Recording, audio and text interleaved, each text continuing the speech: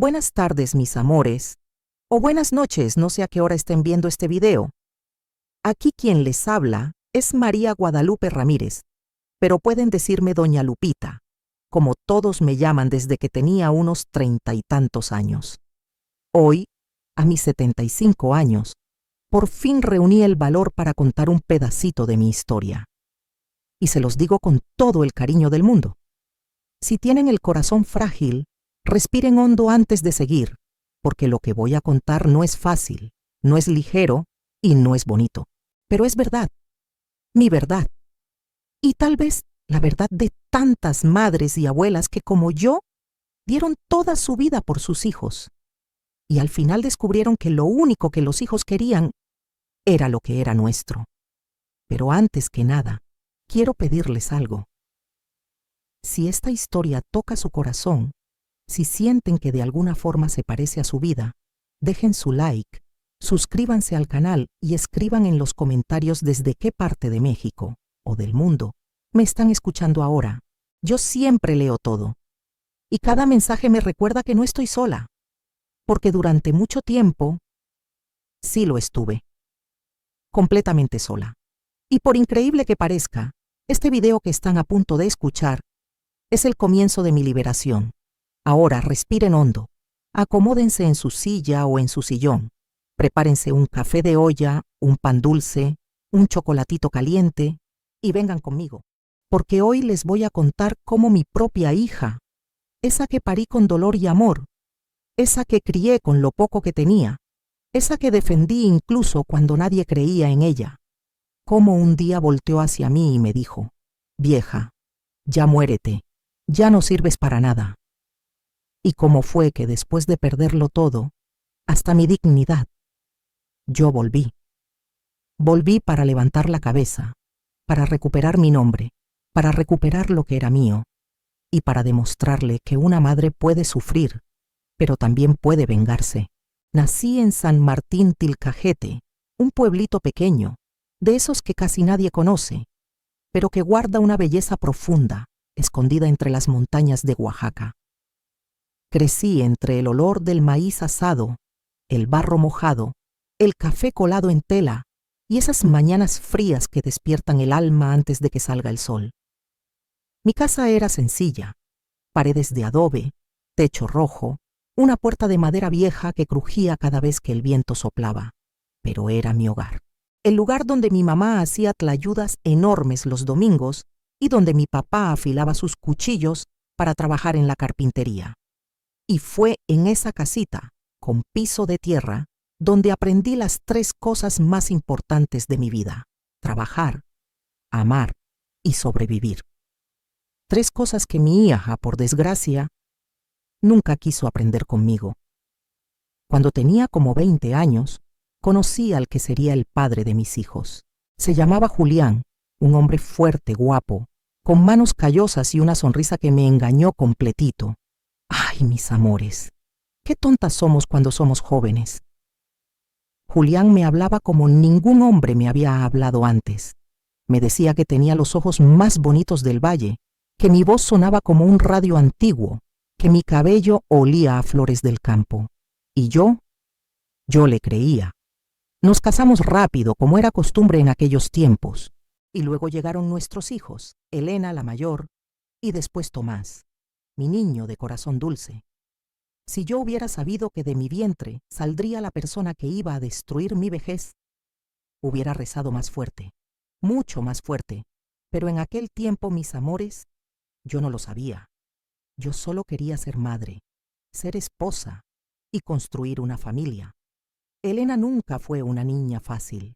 Desde chiquita era terca, respondona, de carácter duro. Mientras Tomás corría a abrazarme cuando regresaba del mercado, ella cruzaba los brazos y me volteaba la cara. Con los años, ese frío en su mirada fue creciendo. Empezó a creer que el mundo tenía que rendirse a sus pies. Y su padre siempre decía: «Ay, Lupita, déjala. Así es Elena, es fuerte». Pero no era fuerza, mis amores. Era ambición, una ambición que con el tiempo se convirtió en veneno. Y sí, se volvió veneno. Un veneno que casi me quita la vida. Elena tenía como 15 años cuando empecé a notar que algo dentro de ella había cambiado para siempre. Ya no solo me contestaba, eso de alguna forma ya era normal, sino que empezó a mirarme con un desprecio que nunca voy a olvidar. Era una mirada que decía, tú eres menos que yo. Recuerdo una tarde que regresamos del mercado de Oaxaca. Yo cargaba 2 bolsas enormes con verduras, frijol, arroz y un poquito de carne que compré en oferta. Era mucho peso, mis amores, demasiado peso para una mujer sola. Elena venía a mi lado, con las manos vacías, y cuando le pedí que al menos me cargara una bolsa de jitomates, me miró con esa sonrisa torcida y me dijo, no voy a arruinar mis uñas con eso, cárguelas usted, es su casa, no la mía. Eso me atravesó como un cuchillo. Tomás, mi niño, que venía detrás, corrió de inmediato y me quitó las 2 bolsas de las manos. Era pequeño, pero estaba hecho de amor. Elena estaba hecha de otra cosa. Yo, como madre, todavía quería creer que esa dureza se le iba a pasar, pero no se le pasó. Empeoró. Hay cosas que una madre nunca olvida, y esta es una de ellas. Era una fiesta del pueblo en San Martín Tilcajete, una fiesta bonita, con música, comida y gente bailando con alegría. Yo estaba sentada en una mesa con otras señoras del barrio, platicando, riéndome, descansando un poquito. De repente llegó Elena, con ese tono mandón que siempre tuvo, y dijo en voz alta, para que todas escucharan, «Mamá, ¿puedes dejar de estar haciendo el ridículo con estas señoras? Vámonos, pareces una vieja que ya no tiene nada que hacer». Las mujeres en la mesa se quedaron en silencio. Alguien tosió, otra bajó la mirada, y yo sentí que el alma se me encogía dentro del pecho, porque jamás, ni en mi peor día le habría hablado así a mi madre. Ni siquiera en pensamiento. Me levanté despacio y le dije, «Elena, no me hables así, soy tu madre». Ella se rió en mi cara, pues precisamente por eso da vergüenza. Una madre que no sabe cuál es su lugar. ¿Su lugar? Yo me pregunté, ¿cuál es el lugar de una madre si no es el corazón de sus hijos? Ese día entendí que algo estaba muy mal con el futuro, pero todavía no imaginaba la tormenta que se venía. Fue entonces cuando mi esposo, Julián, empezó a enfermarse. Todo pasó tan rápido. Primero era solo cansancio, luego vinieron los dolores en el pecho, la tos, la falta de aire. Lo llevé al hospital de Oaxaca tantas veces que hasta perdí la cuenta. Julián ya no tenía la fuerza de antes. Las manos le temblaban. Ya no podía cargar los costales de maíz como al inicio de nuestro matrimonio. Y en ese momento, cuando una familia debería unirse, ¿qué hizo Elena? Se alejó. No ayudaba, no preguntaba, no acompañaba, no lloraba. Y lo peor, me echó la culpa. Si mi papá está así es porque usted no lo cuida bien, porque él trabajó demasiado para mantenerla, porque usted se aprovecha de él. Me duele decirlo, mis amores, pero esas fueron sus palabras, crudas, frías, cortantes. Julián falleció una mañana gris, mientras yo le preparaba su café de olla, y cuando el doctor me dio la noticia, me derrumbé. Caí de rodillas. Tomás me abrazó. ¿Y Elena? Elena solo soltó un suspiro molesto y dijo, «Perfecto. Ahora todo va a caer sobre mí». En ese momento debí entender que ella solo estaba esperando una cosa, mi debilidad, porque ese día empezó una guerra silenciosa que iba a destruir todo. Después de la muerte de Julián, me quedé con la casa, un pequeño terreno y unos ahorros que él tenía guardados.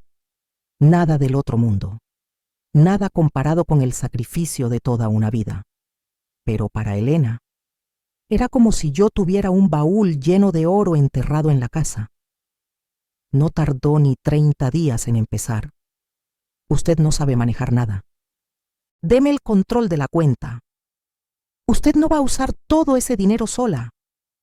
Esa casa debe ser mía porque soy la mayor. Tomás no tiene derecho a nada. ¿Y usted? Usted debería agradecer que yo me voy a encargar de todo. ¿Encargarse? Así lo decía, mis amores, pero no se encargaba. Tomaba, dominaba, presionaba. Tomás intentaba defenderme, pero Elena era cruel. Cruel de una forma que hasta hoy no entiendo. Decía cosas como: déjala, Tomás, ya está vieja. Cualquier día se cae muerta y tú te vas a quedar con las deudas. Y yo, cada vez más débil, más cansada, más sola, empecé a perder mi lugar dentro de mi propia casa. Después de que Julián murió, algo en mi casa cambió. Y no fue solo el silencio, fue el aire, fue el ambiente. Antes mi cocina era el corazón de la familia, donde el aroma del café de olla y del maíz tostado anunciaba vida. Pero ahora Elena entraba y salía como si fuera dueña de todo. Gritaba: «Esa olla vieja nadie la usa», y la tiraba. Apuntaba: «Ese armario está horrible, mamá, parece pobreza», y ordenaba que lo quitaran. Hasta mi pequeño altar, donde tenía mis veladoras, mis santos y la foto de Julián cuando era joven, lo movió del lugar. Le pregunté con la voz temblorosa: «Elena, ¿por qué lo quitaste? Ese altar es importante para mí». Ella me miró como si yo fuera un objeto roto y dijo: «Porque esta casa ahora va a tener mi cara, no la tuya». En ese instante sentí la primera punzada de lo que después sería un golpe mucho más grande. Ella estaba marcando territorio, estaba tomando control, y yo lo estaba permitiendo, porque una madre siempre cree que su hijo va a cambiar. Elena empezó a controlar todo lo que entraba y salía de la casa. Y cuando digo todo, es todo. El recibo de la luz, el agua, el gas, el poco dinero que quedaba, incluso mis visitas. ¿Puedes creer que hacía caras cuando mis vecinas venían a traerme un pan de yema o invitarme a caminar a la plaza? Sí, lo hacía. Decía: «Usted no necesita andar de chismosa por ahí. Quédese en casa. Ya está muy vieja para andar vagando en la calle. Ya está muy vieja». Esa frase se volvió muleta, se volvió arma, se volvió sentencia. Y con el tiempo empecé a creerlo. Porque cuando escuchas lo mismo todos los días de alguien a quien amas, empiezas a dudar de ti. Así fue como Elena me hizo depender de ella emocionalmente, económicamente y hasta socialmente. Créeme, ella había creado una prisión invisible, y yo entré sin darme cuenta. Tomás siempre fue mi consuelo, mi niño bueno, mi niño de corazón dulce. Pero Elena le tenía envidia, una envidia tan grande que parecía veneno en el aire. Ella decía: «Tomás es débil, mamá. No confíe en él. Solo aparece cuando necesita algo. Él no la va a cuidar. Él no se merece nada». Y ese «no se merece» se volvió una barrera entre nosotros. Elena sembró discordia, sembró división, y Tomás, el pobre, empezó a alejarse creyendo que estorbaba. Hoy lo entiendo. Ella lo hizo a propósito, porque una persona aislada es una persona fácil de controlar. Yo nunca fui de bancos. Mi dinero siempre lo guardé a la antigüita, en una latita, escondida en el armario entre los trapos de cocina. Pero antes de morir, Julián me insistió: «Lupita, mételo al banco. Así es más seguro». Y lo hice, por amor, por cumplir lo que él me pidió. Pero Elena se enteró, y cuando se enteró, se lanzó como halcón sobre un conejo. Primero me pidió la contraseña. Dijo que era para ayudarme. Luego empezó a controlar mis gastos. Decía que yo malgastaba. Hasta que un día, cuando necesitaba comprar mis medicinas para la presión, fui al banco. Y ahí descubrí la verdad. Mi cuenta estaba en cero. Cada centavo había sido retirado. Le pregunté al empleado: «¿Quién sacó ese dinero?». Él miró la computadora y me dijo: «Su hija. Ella tiene poder legal. Un papel que yo firmé sin saber, una tarde en que Elena me dijo: «Firma aquí, mamá. Es solo por si se enferma». Yo confié. Y en ese momento, entendí que ese fue mi error más grande. Llegué a casa desesperada, con los ojos ardiendo de tanto llorar. Cuando Elena escuchó mi voz temblorosa, preguntó, ¿ahora qué? Y le dije, mi cuenta estaba vacía. ¿Tú sacaste mi dinero? ¿Por qué lo hiciste, Elena? ¿Por qué? Ella no dudó, no se explicó, no pidió perdón, solamente se rió. Se rió, mis amores, como si yo fuera algo ridículo, y dijo, yo lo saqué porque ese dinero no era suyo, era mío. Y sinceramente, usted ya se debería morir de una vez. Así arreglo todo este problema. Ahí, en esa sala, con la luz del atardecer pegando en la pared, por primera vez en mi vida le tuve miedo a mi propia hija. Miedo de verdad, profundo, helado. Porque comprendí que ella no quería solo humillarme, quería borrarme. Y ese día, algo dentro de mí murió, pero otra cosa nació, la conciencia de que tenía que sobrevivir, y que si sobrevivía, también iba a cobrar, también me iba a levantar y también me iba a vengar. Después del día en que Elena me dijo que ya debería morirme, nada volvió a ser normal. La casa ya no tenía mi olor, no tenía mi voz, no tenía mi lugar. Yo caminaba por las paredes como si pisara vidrio roto, siempre con miedo de mover algo, siempre con miedo de existir. Elena ya no me hablaba, me ladraba, y cada vez que azotaba su puerta, algo dentro de mí se encogía. Tomás, al notar mi silencio, intentó visitarme varias veces, pero Elena siempre encontraba la forma de impedirlo.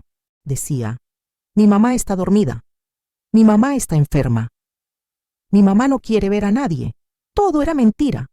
Yo estaba despierta, consciente, sola, y cada día sentía que Elena preparaba algo, algo más grande, algo peor, y sí, lo estaba preparando. Fue una tarde de martes, nunca la voy a olvidar. El sol quemaba fuerte en el patio y yo escuchaba voces en la sala. Era Elena. Y eran dos hombres.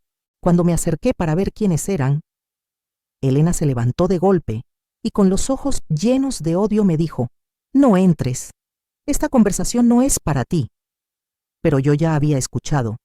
Escuché que uno de esos hombres decía, con estos documentos, usted queda como única propietaria. Única propietaria. ¿De qué?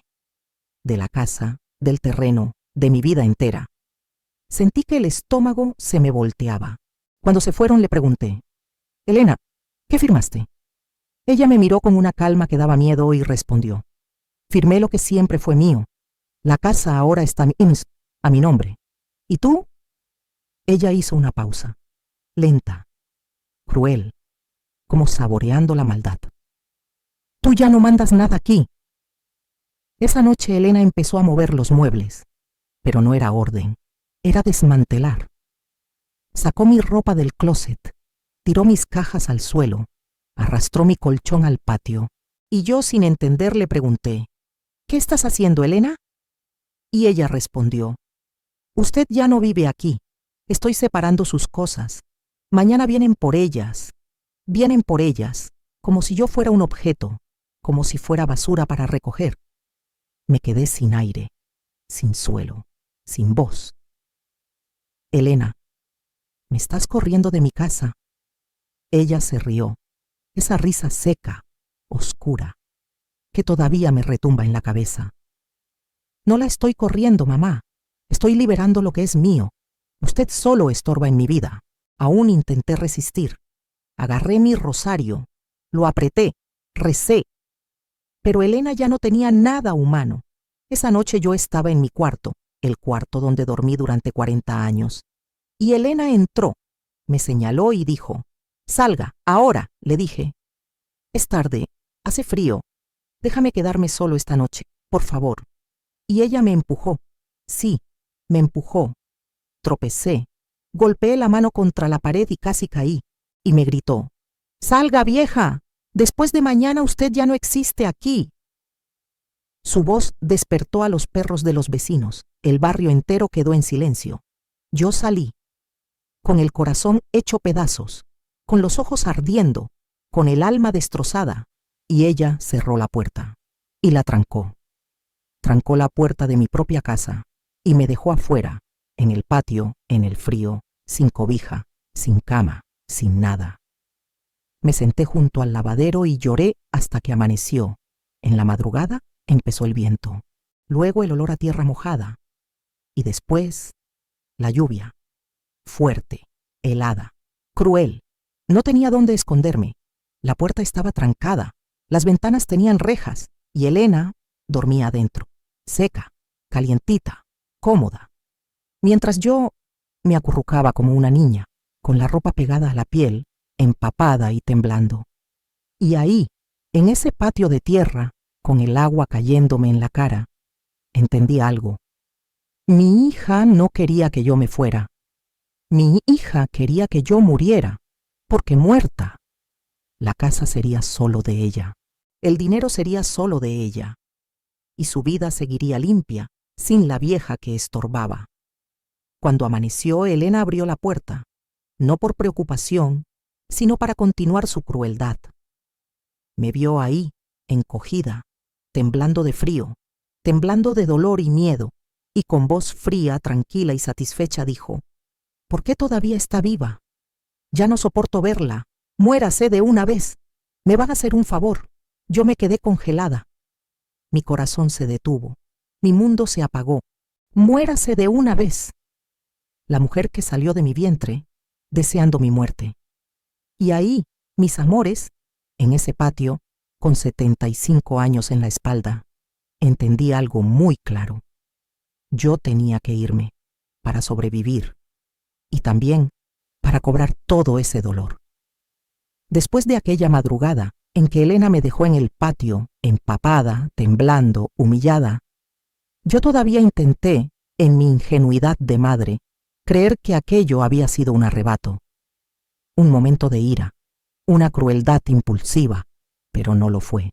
Era premeditado, calculado, fríamente pensado. Elena llevaba mucho tiempo preparándose para deshacerse de mí.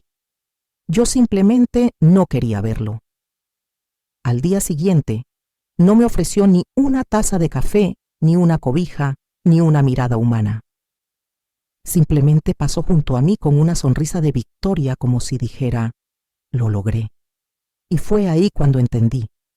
Yo era una molestia. Yo era un estorbo.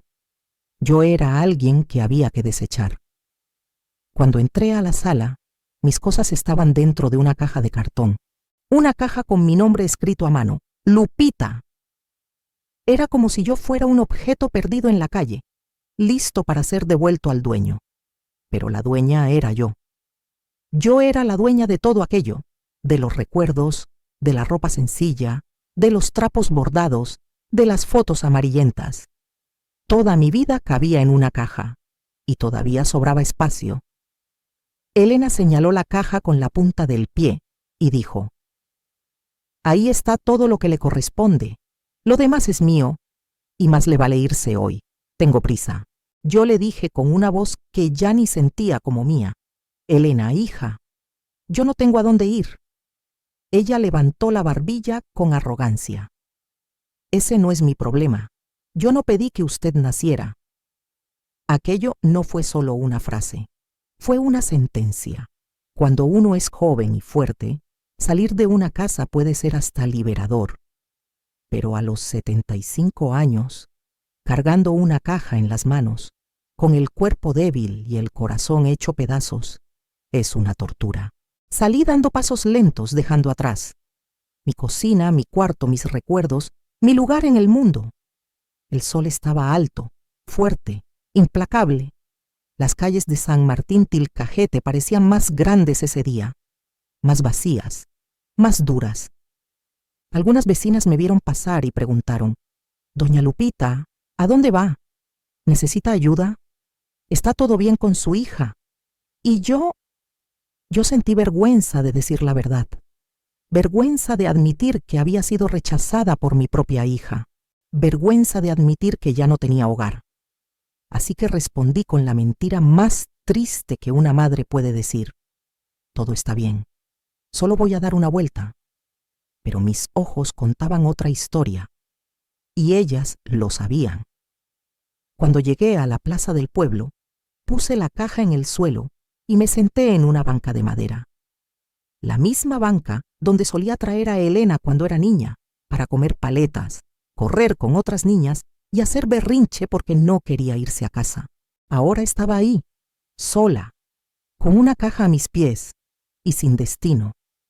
Miré al cielo y pregunté: Dios mío, ¿por qué mi hija me odia tanto? ¿Qué hice tan grave? Y ninguna respuesta llegaba, solo el viento caliente pasando entre los árboles y el eco de mi propio dolor. Todavía tenía esperanza, una esperanza tonta pero humana, de que Elena viniera por mí, de que se diera cuenta de que había ido demasiado lejos, de que la conciencia le pesara en el pecho, pero no le pesó. Al contrario, ella apareció en la plaza como 20 minutos después, y cuando la vi acercarse, mi corazón dio un salto. Pensé que venía a pedirme perdón, pero se detuvo a pocos pasos de mí y dijo, en voz alta, para que todos los que estaban alrededor escucharan: «Mamá, esto es patético. Usted sentada ahí, haciéndose la víctima. Deje de dar lástima. Solo vuelva Prilu a mi casa cuando sea para firmar la venta del terreno. O si no, muérase de una vez y déjeme en paz». La gente a nuestro alrededor se quedó en silencio. Un hombre incluso se tapó la boca, horrorizado. Y yo sentí que mi alma se partía en dos. Esa era mi hija, la niña que cargué en el vientre, la niña que protegí de la lluvia, de las enfermedades, de los miedos. Esa era la persona que ahora decía sin pestañear: «¡Muérase!». Elena se dio la vuelta y se fue, sin mirar atrás, sin remordimiento, sin humanidad. Y yo me quedé ahí, con la caja, con el dolor, con la certeza de que había sido abandonada de verdad. A partir de ese momento, yo ya no tenía casa, no tenía familia, no tenía a nadie. Y fue ahí, en esa banca de la plaza, con el sol quemándome la cara, que entendí. Había sido oficialmente abandonada por mi propia hija. Y lo único que me quedaba era sobrevivir, respirar, y algún día volver y vengarme. Cuando Elena se fue de la plaza, dejándome ahí con mi caja y mi dolor, el sol ya empezaba hasta esconderse detrás de las montañas de Oaxaca. Miraba a mi alrededor y todo se veía extraño. Había vivido toda mi vida en ese lugar, pero ese día yo era una extraña en mi propio pueblo. La plaza, que siempre fue un lugar lleno de vida, ahora parecía un desierto. Los niños ya se habían ido a sus casas, los vendedores cerraban sus puestos, las luces empezaban a encenderse, y yo seguía sentada, sin saber a dónde ir, sin tener dónde dormir, sin tener a quién llamar. Pensé en ir a la casa de Tomás, pero mi corazón estaba tan roto que sentí vergüenza. No quería que él me viera así, con una caja en la mano, echada de mi propia casa como si fuera basura. Cuando finalmente cayó la noche, empezó el viento. Y el viento de Oaxaca por la noche, mis amores, corta la piel, se mete en los huesos. Me jalé el rebozo sobre los hombros tratando de calentarme, pero no servía de nada. Yo temblaba, no solo de frío, sino de miedo. Miedo a lo que venía. Miedo a no sobrevivir. Miedo de que la frase de Elena, «muérase de una vez», se convirtiera en profecía. Cuando el reloj de la iglesia marcó las 8 campanadas, entendí que no podía quedarme ahí. Tenía que encontrar un rincón para pasar la noche, un techito, cualquier lugar. Tomé la caja con dificultad y empecé a caminar por la calle principal. A cada paso recordaba la cama caliente que tenía, la sopita caliente que preparaba, el olor de mi cocina, el sonido de mi casa. Y el corazón me dolía más. Llegué cerca del mercado. Estaba cerrado, pero había un techo saliente. Dejé la caja en un rincón, me senté en el suelo y jalé el rebozo. Ahí, en esa pequeña sombra, sentí que la realidad me caía encima. Yo no tenía techo, a mis 75 años. Echada por la hija que yo misma parí, crié alimenté y perdoné tantas veces. Puse la mano en el pecho y dije, bajito, Dios mío, yo no merecía esto. Y entonces lloré. Lloré como no lloraba desde que falleció mi madre. Lloré hasta que los ojos me ardieron, hasta que me dolieron las espaldas, hasta que el alma se me desgarró por dentro. Y cuando las lágrimas se acabaron, empezó el verdadero desespero. ¿Quién nunca ha dormido en la calle? No sabe lo que es el miedo. Escuchaba pasos, voces lejanas, perros ladrando, coches pasando despacio, y cada sonido era una amenaza. Me acurruqué, tratando de proteger la caja con mis cosas, como si fuera el último pedazo de mi identidad. El frío aumentó. Yo temblaba, el estómago rugía, el dolor de la espalda latía, y por primera vez en mi vida, yo realmente deseé morir, porque el dolor del abandono, el dolor de ser indeseada, el dolor de ser tirada como estorbo, es mucho más grande que cualquier frío de madrugada. Cerré los ojos y pedí, Señor, si ya es mi hora, llévame ahora. Ya no tengo fuerzas, pero Dios no me llevó. Dios me dejó ahí, para sufrir, para resistir, para volver a empezar. Cuando por fin salió el sol, mis huesos dolían como si estuvieran rotos. La boca estaba seca, las manos entumidas, el alma vacía. Me levanté con dificultad y me senté otra vez en la banca de la plaza, la misma banca donde había sido abandonada, y ahí entendí, no tenía comida, no tenía agua, no tenía medicinas, no tenía dinero, no tenía nada. Me toqué la cara y sentí la piel caliente y sucia. La pregunta que más dolía era, ¿cómo pudo mi hija hacerme esto? ¿Cómo alguien se vuelve tan cruel? Y la respuesta, mis amores, es más triste de lo que quisieran escuchar, porque ella creyó que yo no tendría fuerzas para sobrevivir. Creyó que me iba a morir pronto. Creyó que se libraría de mí rápido, pero se equivocó. El hambre es algo que un ser humano nunca olvida. Cuando el estómago me empezó a doler, sentí las manos temblar. La cabeza se ponía liviana como flotando, los labios partidos. Caminé despacio por la plaza, rezando por encontrar una salida, hasta que el olor a tamales calientes llegó desde un puesto que estaba abriendo. Sentí la boca hacerse agua. Todo mi cuerpo pidió comida, pero no tenía ni una moneda. Nada. Me acerqué a la señora del puesto, una mujer de unos 50 años, rostro cansado, manos fuertes, y pregunté con la voz más bajita que he usado en mi vida. ¿No tendrá por ahí un tamal de ayer, un pedacito, lo que sea? Ella me miró sorprendida. Tal vez reconoció mi cara, tal vez no, y preguntó, ¿está bien, doña? No pude contestar. Me puse a llorar ahí mismo, de pie, frente al puesto. Ella entendió, y me dio un tamal caliente, chiquito, pero para mí fue un banquete. Lo tomé con cuidado como si fuera un tesoro, y mientras comía despacio, con las lágrimas cayendo sobre mis dedos, entendí, estaba viva, y iba a sobrevivir, porque incluso en el desespero, la vida es terca. Cuando el hambre se calmó un poco, llegó otro tipo de dolor, el dolor del futuro, el dolor de saber que no tenía dónde dormir, no tenía dónde bañarme, no tenía baño, no tenía medicinas, no tenía cómo protegerme de la noche que venía, no tenía cómo regresar a casa, no tenía cómo enfrentar a Elena. Y fue ahí, en ese momento en que la comida se terminó, cuando el desespero tomó forma real. Yo era una señora de 75 años viviendo en las calles de Oaxaca, sin hogar, sin familia, sin esperanza. Y eso podía matarme. Pero antes de que el desespero me tragara completa, algo dentro de mí se encendió. Una chispa, pequeñita, débil, pero real. Y esa chispa me dijo, ella quiere que te mueras, entonces vive. Vive para demostrarle que no pudo contigo.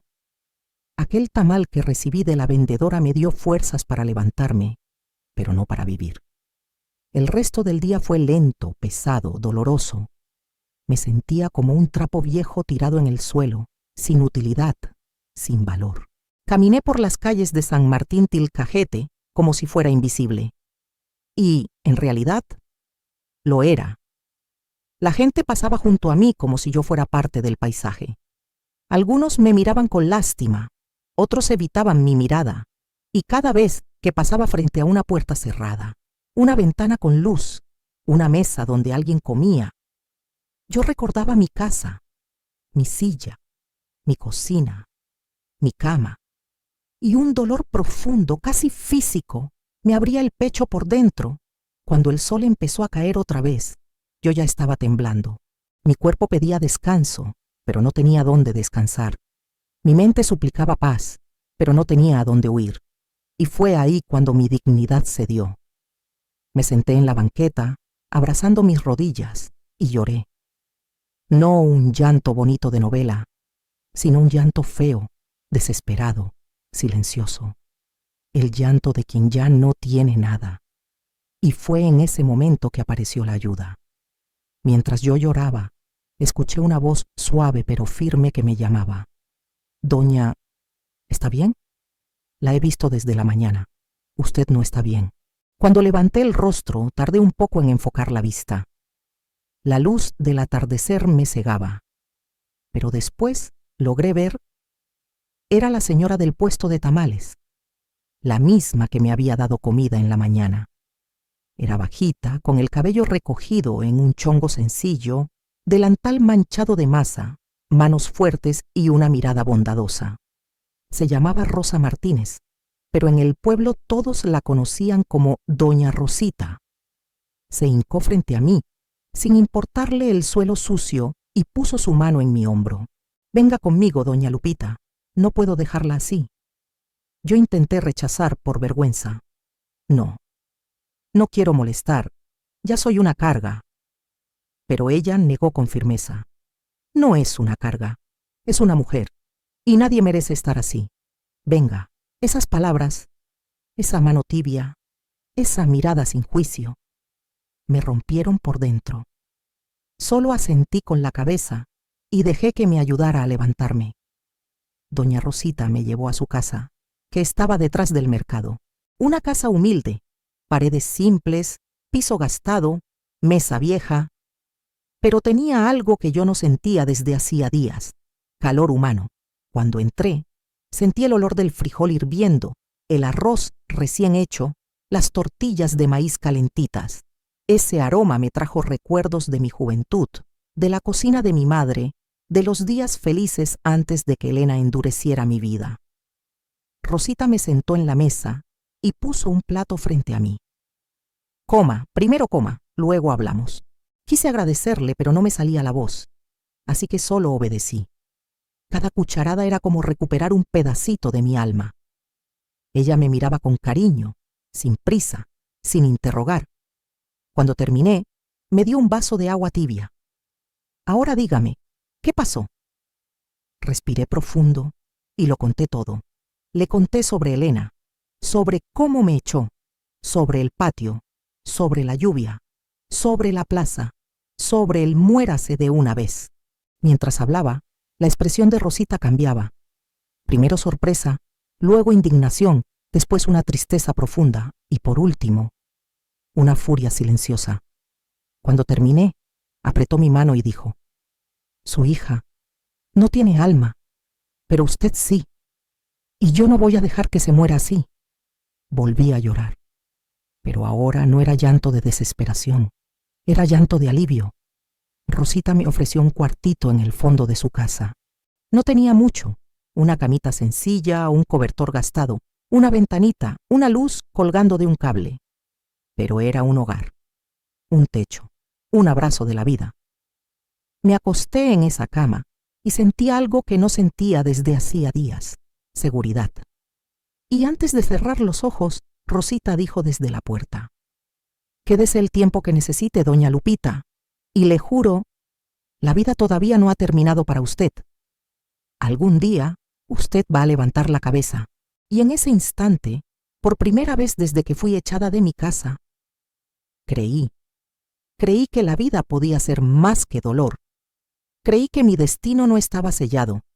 Creí que Elena no había ganado. Y con esa pequeña llama encendida en el pecho, me quedé dormida en paz.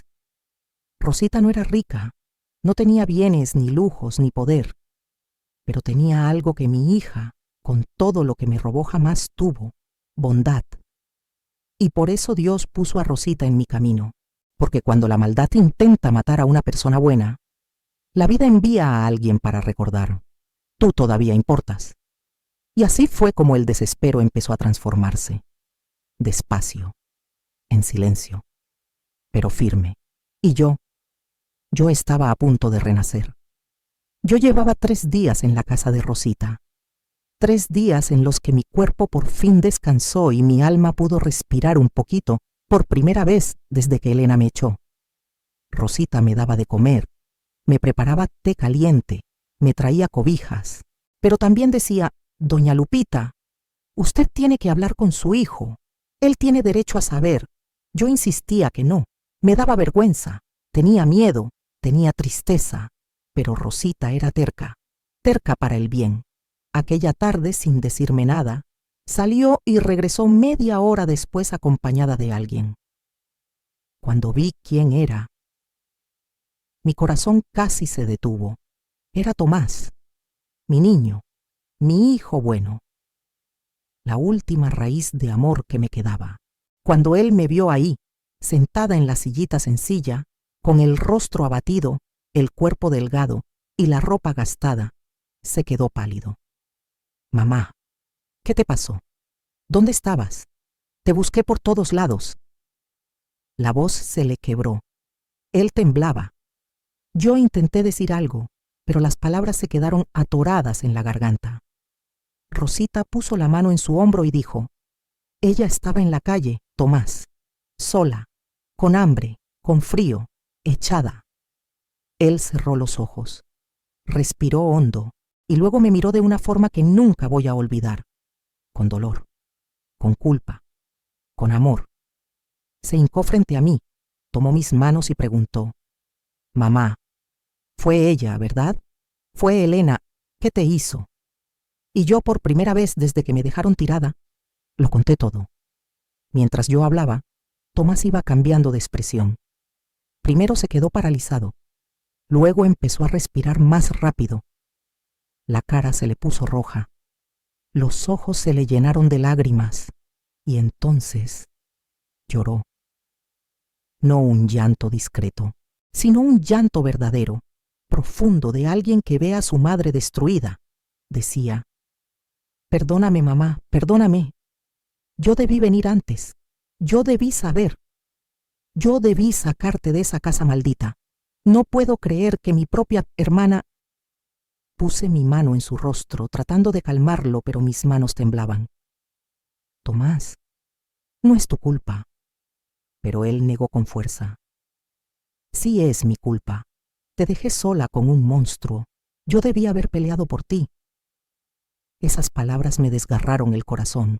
Tomás no merecía cargar con esa culpa, pero en ese momento entendí que el dolor de él era el reflejo más puro del amor que me tenía.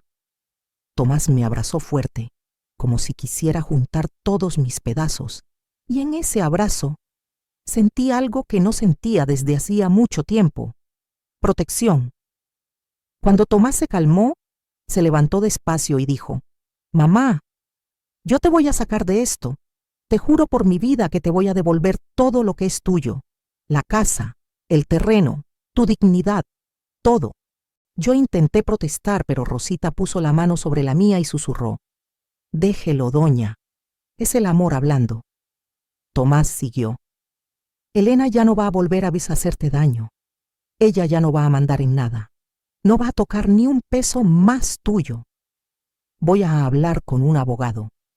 Voy a ir al municipio. Voy a revisar lo que tenga que revisar.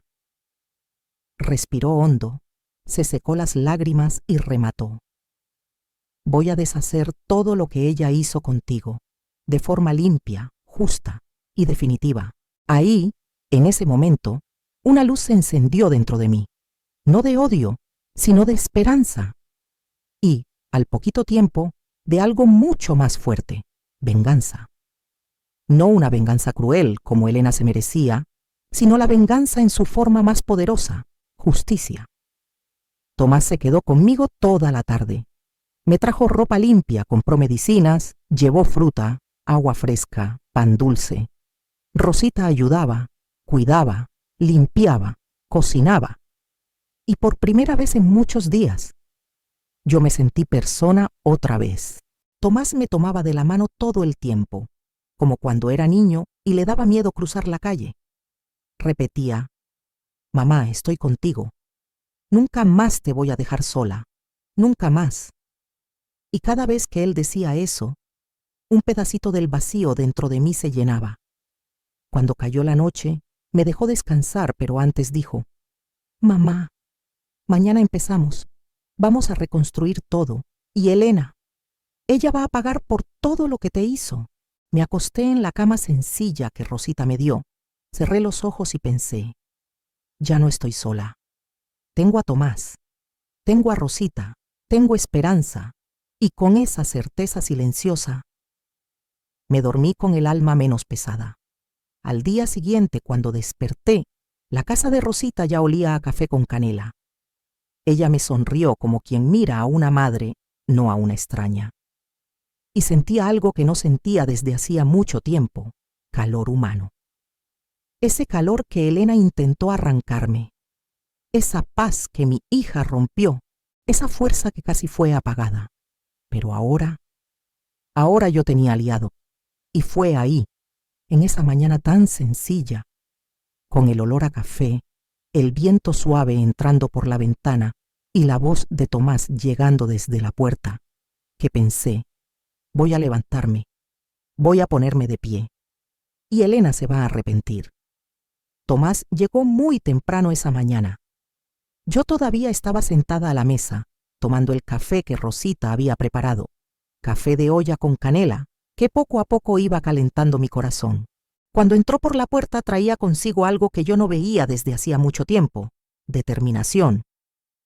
Saludó a Rosita con un abrazo agradecido y luego se sentó a mi lado. Mamá, hoy vamos a dar el primer paso. Hablé con un amigo mío, Pablo, es abogado, y es bueno, muy bueno. Él va a ayudarte. Mi corazón empezó a latir más fuerte.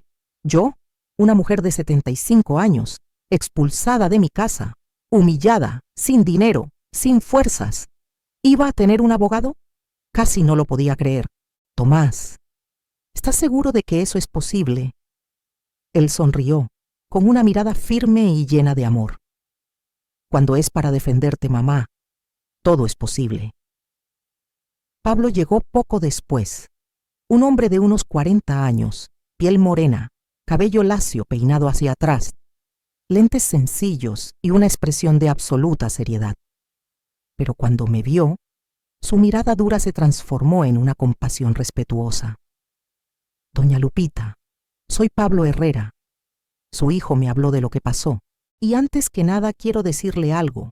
Usted no está sola. Esas palabras, esas simples palabras, fueron como un abrazo que yo no sabía que necesitaba. Se sentó, abrió un portafolio lleno de documentos y empezó a hacerme preguntas. Preguntas que dolían. Preguntas que me hacían revivir cada detalle de la crueldad de Elena. ¿Usted firmó algún documento sin leer? Elena tuvo acceso a sus contraseñas. Hubo testigos cuando la corrieron de su casa. ¿Alguien vio el maltrato? La casa y el terreno fueron comprados durante su matrimonio. Yo respondía con la voz baja y temblorosa, y Tomás me tomaba la mano todo el tiempo como un hilo de apoyo.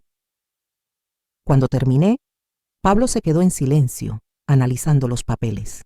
Luego levantó la mirada y dijo: Doña Lupita, su hija cometió abuso patrimonial, fraude y violencia psicológica contra una persona mayor. Y podemos comprobarlo. Mi corazón se aceleró. Tomás se inclinó hacia adelante. ¿Qué podemos hacer, Pablo? Y él respondió: podemos recuperar la casa, podemos recuperar el terreno, podemos recuperar el dinero y podemos lograr que su hija responda legalmente por los delitos que cometió. Casi lloré. No porque quisiera ver a Elena en la cárcel, sino porque por primera vez desde que fui abandonada, tenía una oportunidad. Pablo extendió sobre la mesa un plan detallado, punto por punto. 1. Revisar el poder notarial.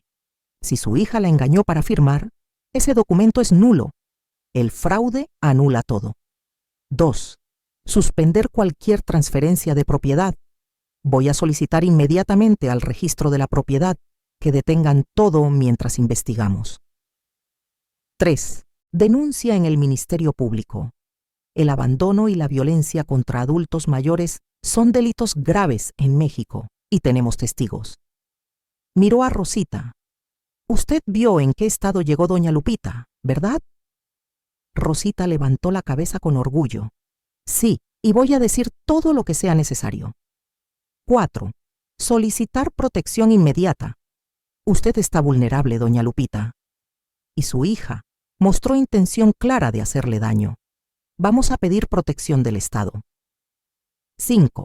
Recuperar la titularidad de la casa. Si comprobamos que hubo manipulación, la casa y el terreno volverán a ser suyos. Yo temblaba, pero no de miedo, sino de alivio. Era como si alguien estuviera cosiendo mi vida otra vez, pedazo por pedazo. Cuando Pablo terminó de explicar todo, yo pregunté con voz bajita, casi como una niña. ¿Pablo? ¿De verdad cree que puedo ganarle a Elena? Él sonrió. No una sonrisa grande, pero sí segura. Doña Lupita, su hija cometió errores graves, pero el mayor fue pensar que usted estaba sola. Miró a Tomás, luego a Rosita. Usted tiene testigos, tiene pruebas, tiene historial, y ahora me tiene a mí. Sentí algo encenderse dentro de mí, algo que yo creía aplastado para siempre. Valentía. Tomás puso su mano sobre mi hombro y dijo: Mamá, esto apenas empieza.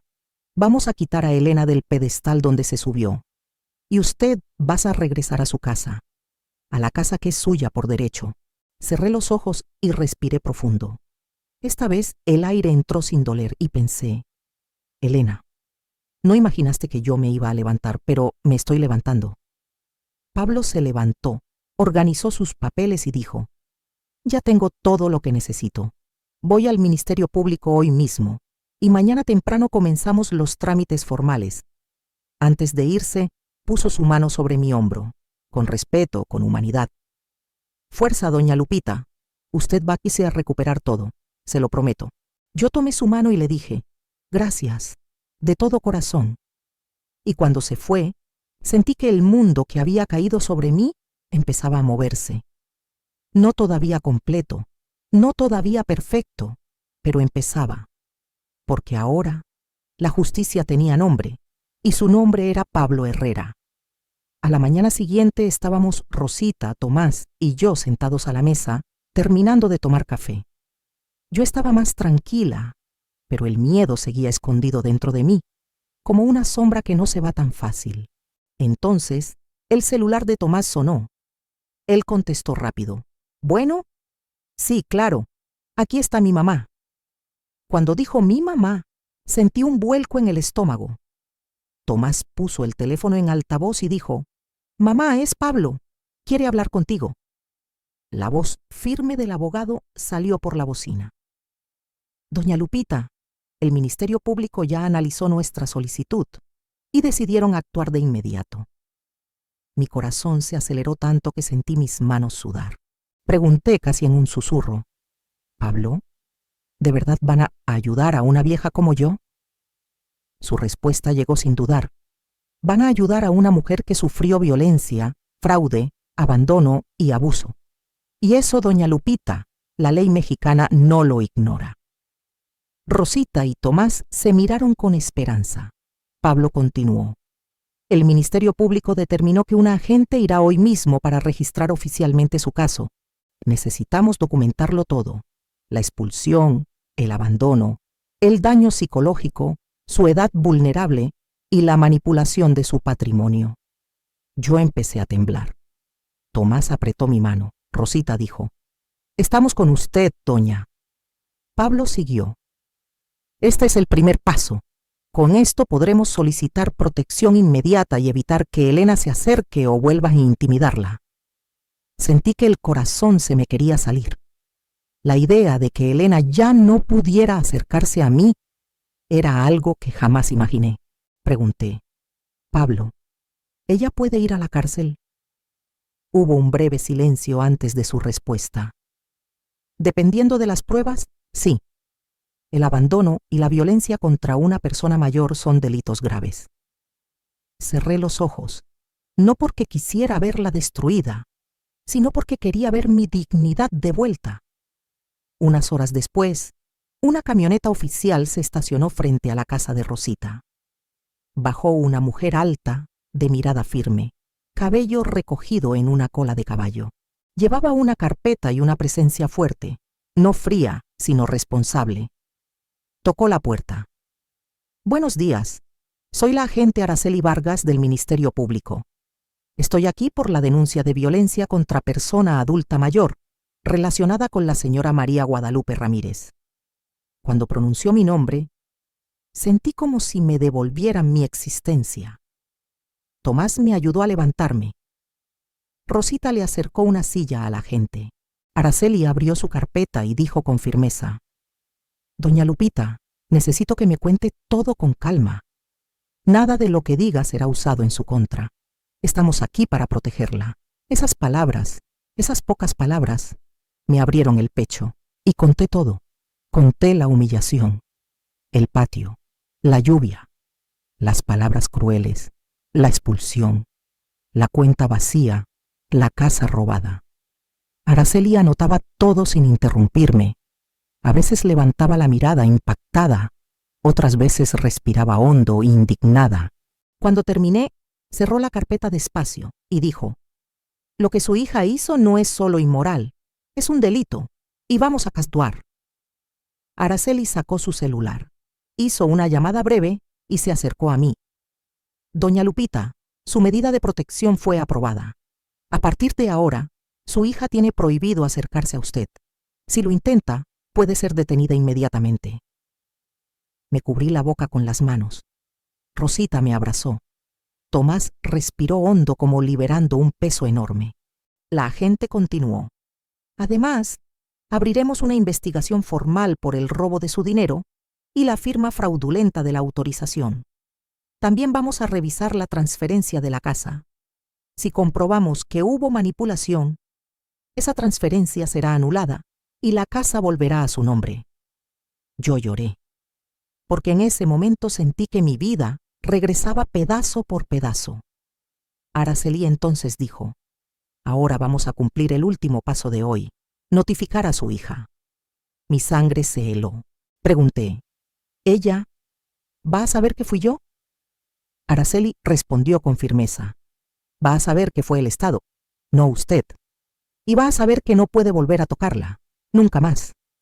Esa frase, nunca más, fue lo más poderoso que había escuchado en años. Araceli salió a entregar la notificación. Tomás fue con ella. Rosita y yo nos quedamos esperando en silencio. Pasaron 30 minutos, 40, una hora. Cuando regresaron, Tomás entró primero, con una expresión que yo nunca le había visto: satisfacción contenida. Me dijo: Mamá, tenías que ver su cara. Mi corazón se aceleró. ¿Qué pasó? Tomás respiró hondo y respondió. Araceli le entregó el aviso en la puerta. Elena quiso negar todo, intentó gritar, intentó mentir, pero cuando escuchó investigación, abandono de adulta mayor, fraude, protección legal, Tomás sonrió. Se puso pálida, empezó a temblar, y por primera vez en su vida se quedó callada. Me llevé la mano al pecho. Rosita apretó mis hombros. Tomás completó: Y sabe que esto apenas empieza. Cuando Tomás dijo eso, sentí mi pecho calentarse. No por odio, sino por fuerza, porque Elena creyó que yo iba a morir en la calle. Pero en lugar de eso, volví. Tengo voz, tengo aliados, tengo ley, tengo dignidad. Y ahora Ahora es ella quien tiene miedo. Después de que la agente Araceli notificó a Elena, algo cambió en el pueblo. El silencio, los murmullos, el ambiente. Era como si todos sintieran que se acercaba una tormenta, pero no sobre mí, sobre Elena. Al día siguiente, cuando Tomás me llevó a la plaza para tomar un poco de aire, noté que la gente me miraba diferente, no con lástima, no con rareza, sino con remordimiento, con vergüenza, con algo guardado en el fondo de sus ojos. Un vecino mayor, el señor Joaquín, que vivía en la misma calle desde hacía décadas, pasó despacio, se quitó el sombrero y dijo: «Perdóneme, doña Lupita. Debí haber hablado, pero tuve miedo. Yo no entendía». Pero Tomás lo miró con firmeza. «Señor Joaquín, ¿qué fue lo que usted vio?». Y ahí todo comenzó. Joaquín se acercó despacio, como cargando un peso enorme, y dijo: «Yo vi cuando su hija le gritaba. Vi cuando la empujó. Vi cuando cerró la puerta y la dejó afuera. La vi bajo la lluvia, temblando. Y no hice nada, porque Elena me amenazó diciendo que si alguien se metía se iba a coencargar de destruirle la vida». Sentí una ola de emoción subirme al pecho. «Señor, usted no tiene la culpa». Pero él negó con la cabeza. «Sí la tengo. Debí hablar, y no lo hice». Metió la mano en el bolsillo y sacó su celular. «Yo tengo grabaciones. Grabé algunas peleas. Puedo entregarlas al Ministerio Público. Es lo mínimo que puedo hacer». Tomás le tomó el brazo agradecido. Y yo sentí algo que creí haber perdido para siempre: la justicia acercándose. No pasaron ni 10 minutos cuando dos vecinas se acercaron. Primero llegó doña Mercedes con los ojos llenos de lágrimas. «Doña Lupita, lo siento tanto. Yo vi cuando Elena tiró su ropa al patio. Vi cuando le dijo que era una inútil. Vi cuando usted se cayó cerca del lavadero y ella se negó a ayudarla». Se llevó la mano al pecho. Pensé en llamar a Tomás, pero Elena me amenazó y yo tuve miedo, porque todos sabemos lo cruel que es. Después llegó doña Clara, la florista. Tomó mi mano y dijo: «Duele decirlo, pero yo escuché cuando ella gritó: «Muérase ya». Lo escuché todo desde mi ventana. Yo sí voy a declarar». Y luego llegó otra persona, y otra más, una por una, como si algo dentro de ellas se hubiera roto y ya no pudieran seguir guardando el silencio. La plaza se llenó. Había más de 20 personas alrededor, hombres, mujeres, jóvenes, ancianos, todos con la misma expresión: culpa, miedo y alivio. Uno dijo: «Elena siempre fue agresiva. Todos lo veíamos, pero nadie se atrevía». Otro agregó: «Amenazaba con quemar su propia casa si alguien la denunciaba». Otro: «Decía que usted estaba loca, que inventaba cosas, pero ahora sabemos que era mentira». Un joven del mercado levantó la voz: «Yo vi cuando cambió el candado de la puerta. Se me hizo raro, pero me dio miedo preguntar. Yo escuchaba todo con el corazón apretado». Cada frase era una herida, pero también una curación, porque por primera vez la verdad estaba saliendo a la luz. Mientras los vecinos seguían hablando, mis piernas empezaron a temblar. Tomás me sostuvo del brazo. Yo murmuré: «Yo no sabía que tanta gente había visto». Rosita apretó mi mano. «Doña, el mal siempre se esconde, pero la verdad siempre encuentra el camino». Y ahí, en medio de la plaza, con todos esos rostros mirándome con vergüenza, yo lloré, pero no de dolor, sino porque ya no estaba sola. La gente vio, la gente supo, la gente ahora estaba hablando, y sus voces eran ahora mis testigos, mi protección, mi fuerza. En medio de la multitud apareció una chica de unos 15 años, con el celular en la mano, nerviosa. Se acercó despacio. «Doña Lupita, no sabía si debía mostrar esto, pero mi hermano dice que es importante». Abrió un video. Era la puerta de mi casa. Yo estaba afuera, mojada, temblando, llorando. Y Elena del otro lado gritaba: «¡Muérete ya, vieja desgraciada! ¡Lárgate de mi vida!». La muchacha me miró con lágrimas en los ojos. Lo grabé porque me dio miedo, pero nunca tuve valor de mostrarlo. Tomás tomó el celular como si estuviera sosteniendo oro puro. Rosita me miró profundamente conmovida, y yo susurré: «Ese video salvó mi alma», con videos, audios, testimonios y todos esos ojos llenos de verdad. Comprendí que la justicia no estaba solo en manos de un abogado, ni solo en la ley. También estaba en las personas buenas, que a veces callan por miedo, pero cuando hablan, derrumban gigantes. Y Elena, mi hija cruel, ahora era ese gigante con pies de barro, porque el pueblo entero escuchó, el pueblo entero vio, el pueblo entero sabía, y ahora todos estaban dispuestos a declarar, todos. La audiencia fue programada para una mañana de lunes en el Tribunal de Oaxaca. Cuando Tomás me dio la noticia, mis manos comenzaron a sudar. Sabía que ese día llegaría, pero nunca imaginé que llegaría tan rápido. Pasé la noche en vela. Rosita me preparó un té de manzanilla, pero no sirvió de nada. Mi corazón latía con fuerza, como si fuera a salirse del pecho. Pensaba: ¿y si nadie me cree? ¿Y si Elena manipula a todos? ¿Y si pierdo la casa? ¿Y si? Sí. Tomás notó mi miedo y se sentó a mi lado. «Mamá, todo va a estar bien. Ya no estás sola». Rosita agregó: «Y Elena no puede contra Dios, ni contra la verdad». Cuando amaneció nos arreglamos. Me puse la ropa más sencilla y más digna que tenía. Pablo llegó temprano, con una carpeta llena de pruebas, y entonces fuimos. El tribunal era grande, frío, serio. Cada paso que daba dentro retumbaba en mi alma. Tomás sostenía mi brazo con firmeza. Pablo caminaba al frente, seguro, preparado. Rosita venía detrás como mi sombra protectora. Al entrar en la sala, mi corazón se detuvo por un segundo. Elena estaba ahí, sentada, demasiado arreglada, cabello recogido, ropa nueva, maquillaje perfecto, pero nada de eso lograba esconder el miedo en sus ojos, un miedo profundo, un miedo que antes no estaba. Ella me miró, y en ese instante me di cuenta, por primera vez, yo ya no le tenía miedo. El juez entró y todos se pusieron de pie. Era un hombre de mediana edad, rostro firme, mirada fuerte. Acomodó sus lentes y dijo: «Caso número 421-2024. María Guadalupe Ramírez contra Elena Ramírez. Delitos: violencia psicológica, abandono de persona adulta mayor, fraude, abuso patrimonial y apropiación indebida». Elena tragó saliva.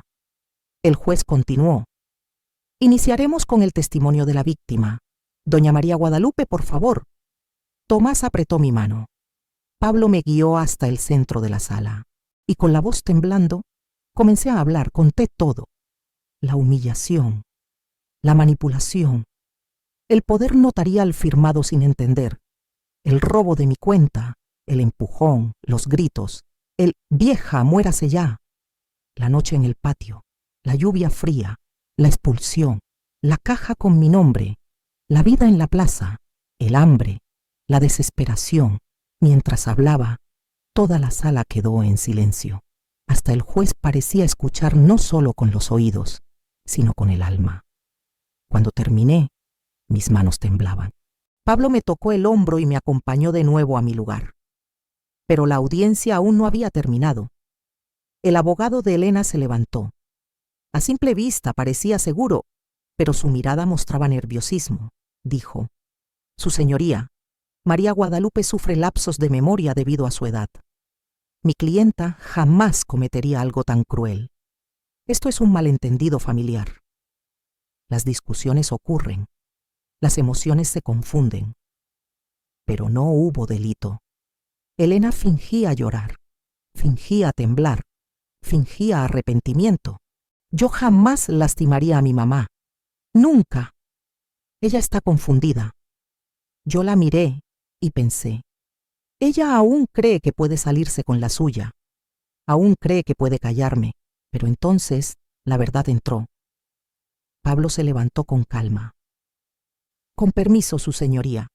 Presentaremos las pruebas recopiladas. El juez asintió. 1. El video de la joven. Se escuchó la grabación. ¡Muérete ya, vieja desgraciada! ¡Lárgate! La sala se congeló.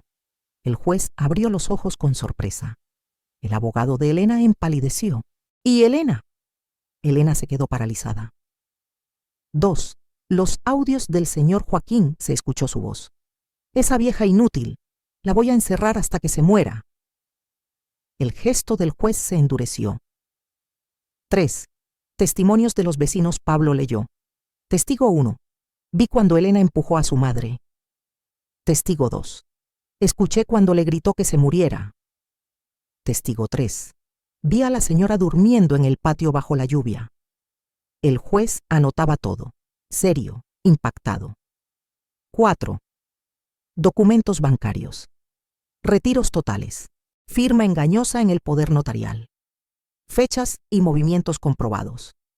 5. Fotos del patio, ropa tirada y la caja con mi nombre. Pablo colocó todo sobre la mesa. Entonces declaró: Su señoría, esto no es un malentendido, es abuso, es violencia, es crueldad deliberada y es abandono criminal. El juez respiró hondo. Miró directamente a Elena. ¿Tiene algo que decir, Elena Ramírez? Elena temblaba, pero aún intentó mentir. Yo no sabía, yo no quería. Mi mamá. El juez la interrumpió.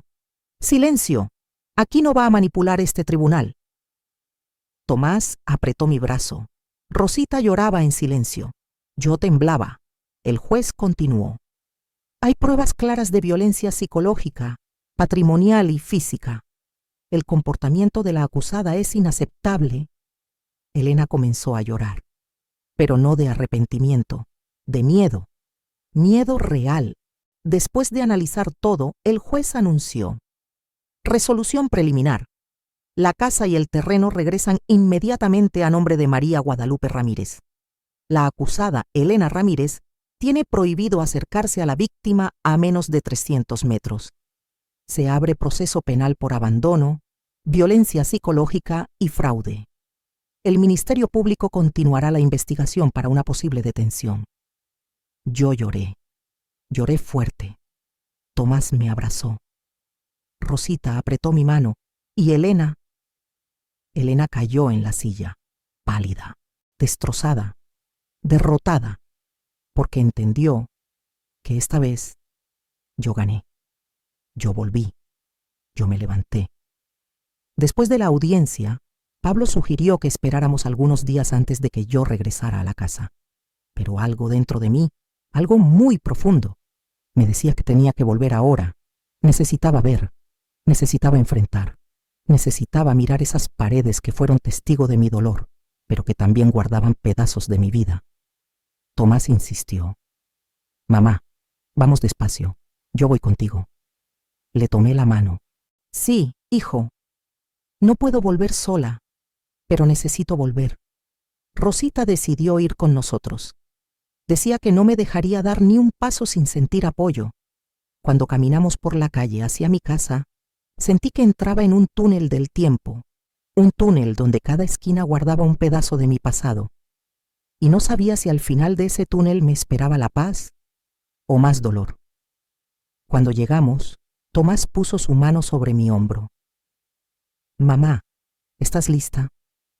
Respiré hondo.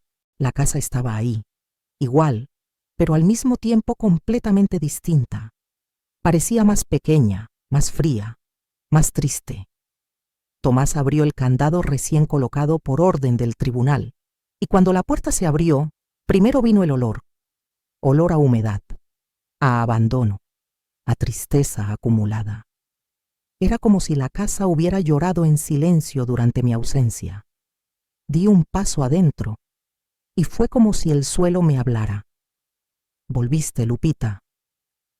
Mi cuarto estaba desordenado, la cama torcida, la colcha que yo bordé tirada en el suelo, el cajón abierto. mi ropa arrugada, tirada sin cuidado. Me senté en el borde de la cama, y entonces pasó algo. Vi a mi madre, no con los ojos, sino con el corazón. La vi enseñándome a bordar aquella colcha. La vi diciéndome: hija, una casa solo es casa cuando el amor vive dentro de ella. Y eso dolió, porque pensé, pero el amor se fue de aquí cuando Elena creció, o tal vez nunca entró. Tomás estaba acomodando un rincón cuando encontró algo. Mamá, mira esto. Era una caja vieja, de madera oscura, escondida en lo alto del closet, tan alta que Elena nunca se molestó en revisar. Mi corazón empezó a latir más rápido. Yo sabía exactamente qué era. La caja de mi juventud. La caja donde guardé cartas, fotos, recuerdos y secretos.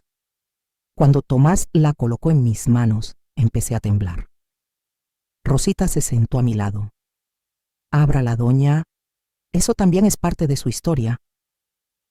La abrí, y el pasado salió entero de dentro. Lo primero que encontré fue una foto antigua. Yo joven con el rostro lleno de esperanza. Y a mi lado, el padre de Elena. El hombre que ella siempre idealizó. El mismo nombre que usaba para herirme. Él era mejor que tú. Era un hombre justo. Tú solo eres una vieja fracasada, decía ella. Pero ahora, con la fotografía en mis manos, recordé la verdad que nunca tuve fuerzas para decir. Rosita preguntó con cuidado: doña, ¿está bien? Yo solo asentí, porque la verdad dolía demasiado. Tomás se arrodilló frente a mí. Mamá, ¿qué pasó con él? Cerré los ojos y dejé salir el pasado. Tomás, él no era el hombre que Elena inventó. Rosita apretó mi mano. Era violento, celoso. Me golpeaba, me humillaba, me amenazaba. Tomás se quedó en silencio. ¿Por qué nunca nos lo contaste? Respiré hondo. Porque Elena era pequeña y quise que tuviera un recuerdo bonito de su padre. Quise que creyera que venía de alguien bueno, para que tuviera la oportunidad de ser buena. Rosita se llevó la mano a la boca, pero lo peor, aún no lo había dicho. Mis lágrimas comenzaron a caer. Desapareció Tomás, porque yo lo dejé.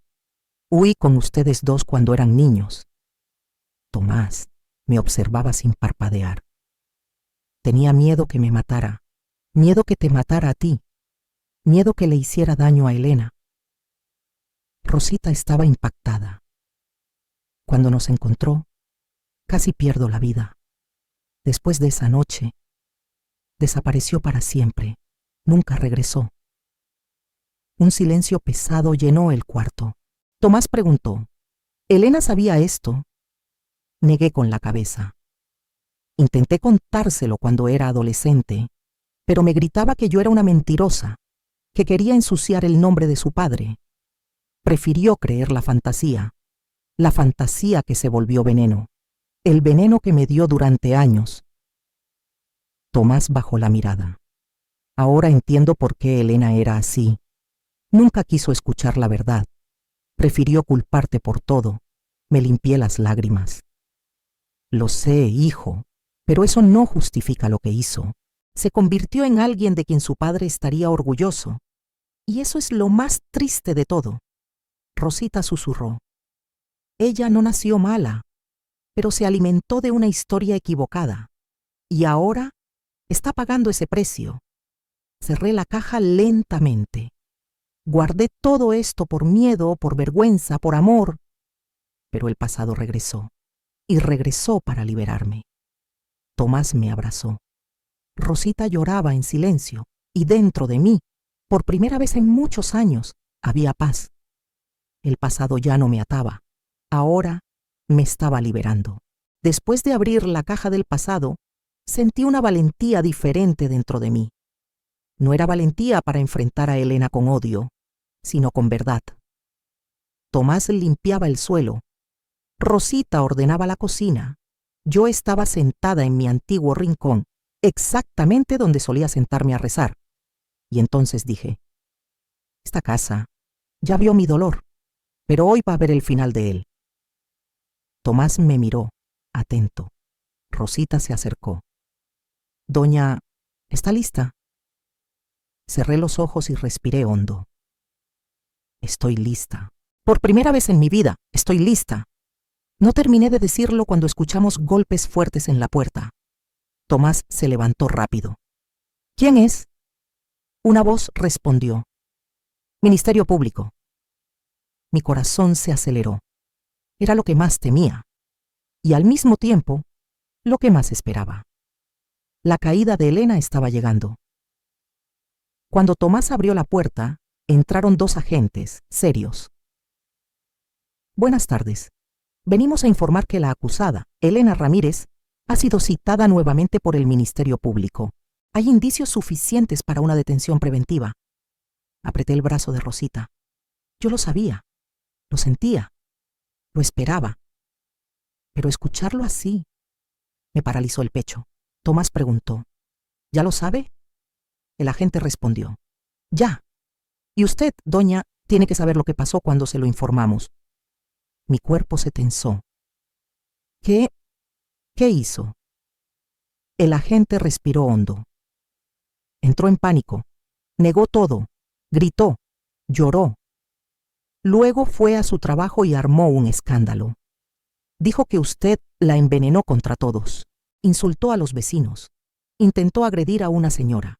Tuvimos que sacarla por la fuerza. Me tapé la boca. Tomás estaba furioso. Rosita murmuró. Está cosechando lo que sembró. El agente continuó. Por eso tenemos autorización para protegerla si ella intenta acercarse. Y hay algo más. Tomás dio un paso adelante. ¿Qué cosa? El agente me miró fijamente. Elena viene para acá.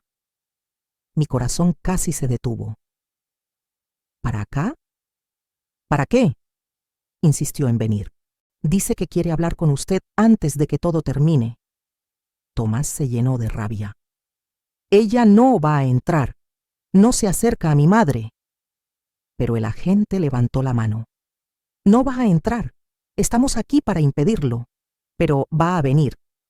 Y tal vez la señora quiera escuchar lo que tiene que decir. Yo temblaba. Pero sabía algo. Ese momento debía llegar. Y ahora, Elena caería frente a todos. Minutos después escuchamos pasos desesperados afuera. Gritos. ¡Abran! ¡Mamá! ¡Abre esta puerta! Su voz.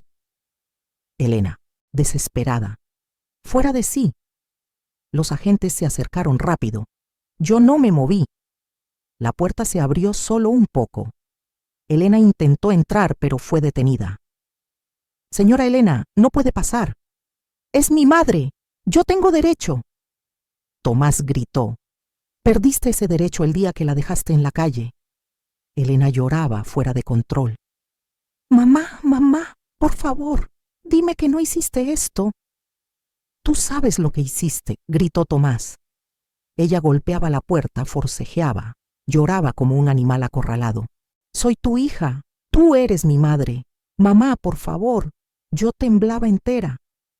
Pero entonces se quedó quieta. Dejó de gritar y murmuró tan bajo que casi no se oía. Mamá, no me dejes sola, por favor. Esa frase me rompió y me hizo más fuerte. Rosita me sostuvo. Doña, manténgase firme. Ahora se cayó la máscara. El agente me miró. Doña Lupita, ¿usted quiere decir algo? Puede hablar desde aquí. Respiré profundo. Mis manos temblaban, pero mi voz salió firme. Elena. Silencio afuera. Mamá, respondió ella débil. Elena, hiciste tus decisiones.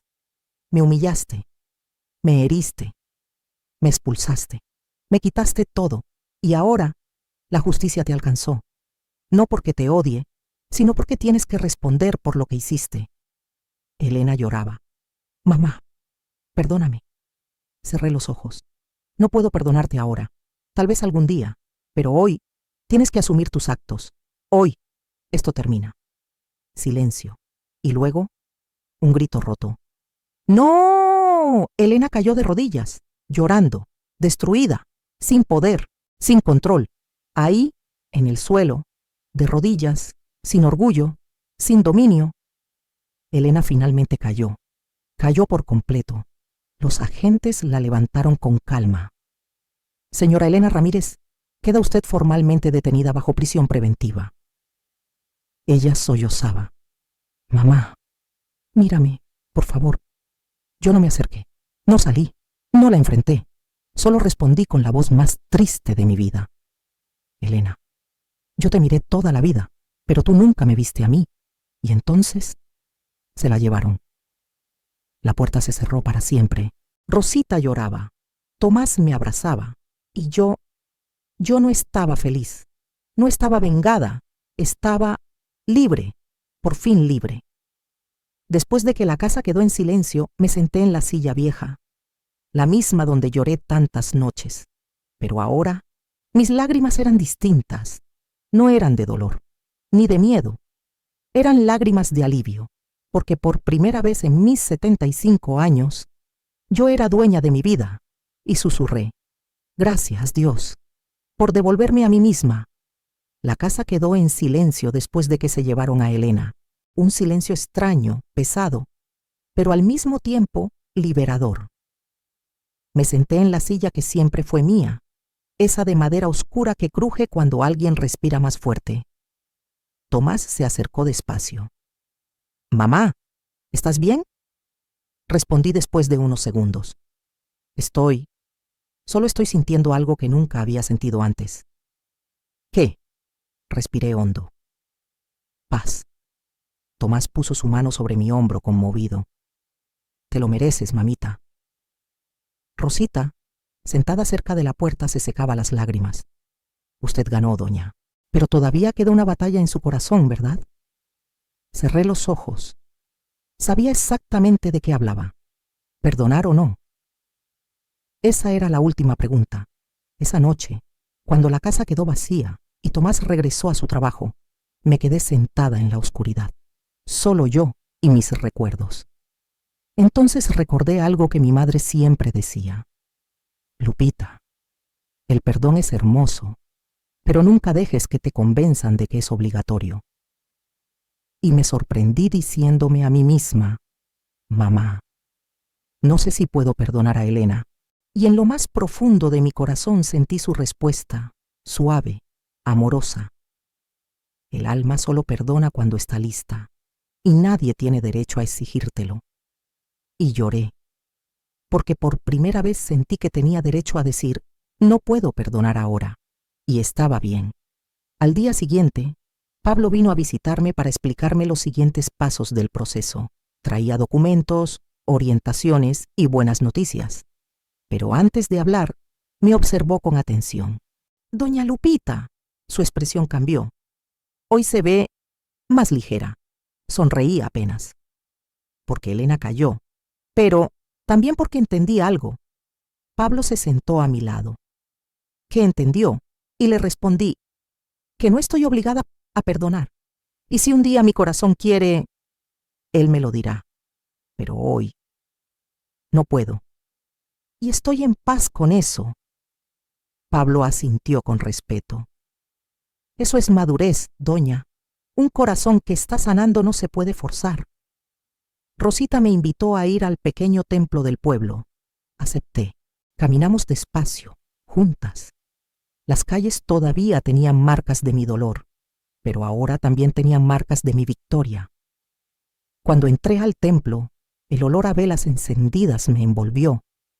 Sentí una calma que no sentía desde hacía años. Me arrodillé, y ahí, frente a Dios, dije, no puedo perdonar a Elena ahora, pero ayúdame a no cargar odio. Su odio casi me mató. No quiero que el mío me destruya también, porque no perdonar no significa odiar, solo significa que la herida aún está abierta. Y Dios no me condenaría por eso, yo lo sabía.